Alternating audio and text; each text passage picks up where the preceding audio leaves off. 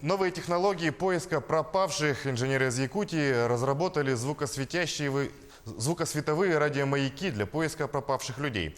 С разработчиком встретилась Саргалана Федорова. Она с нами на прямой связи. Саргалана, как работает эта технология?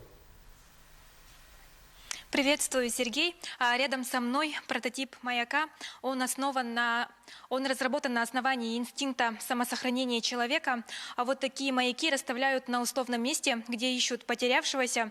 И маяки издают световые и звуковые сигналы в радиусе до 2 километров днем и до 7 километров ночью. К сожалению, в помещении мы не сможем его включить, потому что он издает воющий звук.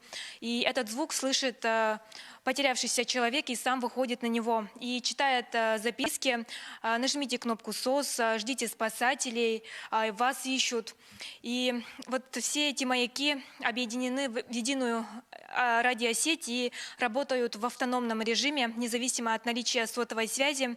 И сегодня эти прототипы уже помогают спасателям находить людей в самых суровых условиях. Подробнее, как это все работает, нам расскажет автор проекта Николай Находкин. Николай, расскажите, пожалуйста, как вам пришла такая идея и как все устроено? Добрый день.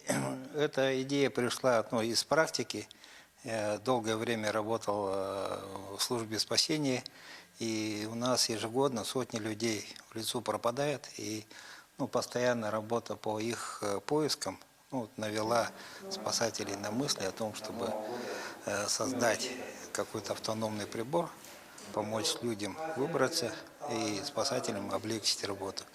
И вот эта разработка, она хороша тем, что она доступна и простая. А по идее она дает ориентир человеку, который потерялся.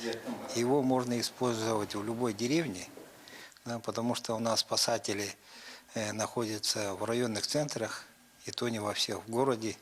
И может быть непогода, застрять могут в аэропорту на несколько дней. А каждый час человек там может 4 километра уходить в сторону.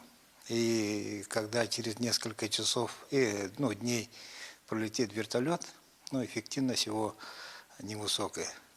А вот этот маяк может в любом населенном пункте помочь найти людей оперативно. Как только пришел сигнал, что какой-то грибник или ягодник потерялся, можно выехать в этот район и окружить его, вот как волков флажками окружают, через 3 километра расставить эти маяки, чтобы между ними человек не прошел. И включить. Они будут работать сутками. И у нас еще бывают такие моменты, когда человек заблудился, и много дней ходит в лесу, да, и он может пройти мимо избушек охотников. Полкилометра пройдет, и его не видно. А с такими маяками можно было бы такие места, дать ориентир. А по закону тайги в каждой избушке это спички, продукты.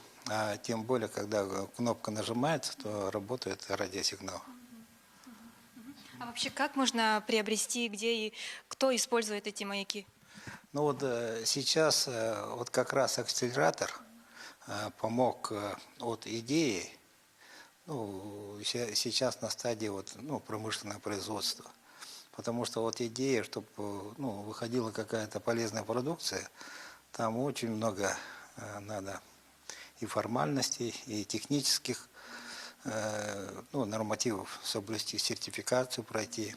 Это требует времени, требует специалистов, поэтому в России не всегда идеи дорождаются до промышленного освоения. И сейчас мы как раз находимся на стадии, когда эти документации она формируется, и можно будет приобретать и спасать людей. Спасибо. На днях этот проект успешно завершил подготовку в акселерационной программе. Эту программу реализует Фонд развития инноваций. Там стартапы проходят путь от идеи до реального бизнеса и получают все составляющие успеха, опыт, инвестиции, связи. И об этом нам расскажет заместитель директора венчурной компании «Якутия» Вера Птицына. Вера, расскажите, как вы помогаете стартапам? Добрый день.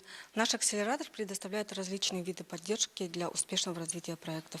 Это экспертная поддержка, то есть они получают консультацию, работают с экспертами, которые являются партнерами фонда. Они имеют большой предпринимательский опыт и, соответственно, делятся этим опытом с другими, с командами акселератора и передают какие-то знания, направляют их и так далее. Также команды получают инфраструктурную поддержку. Это круглосуточный доступ к рабочему месту с компьютером, с доступом в интернет и финансовую поддержку, которую команды направляют на развитие проекта. Спасибо. Таким образом, полезные идеи быстро притворяются в жизнь. Ну а Николай планирует расширить производство и выйти на другие регионы. Сергей? Саргалана, спасибо. Я напомню, это была Саргалана Федорова. Она в прямом эфире рассказала о разработке якутских инженеров, а также их поддержке в области стартап.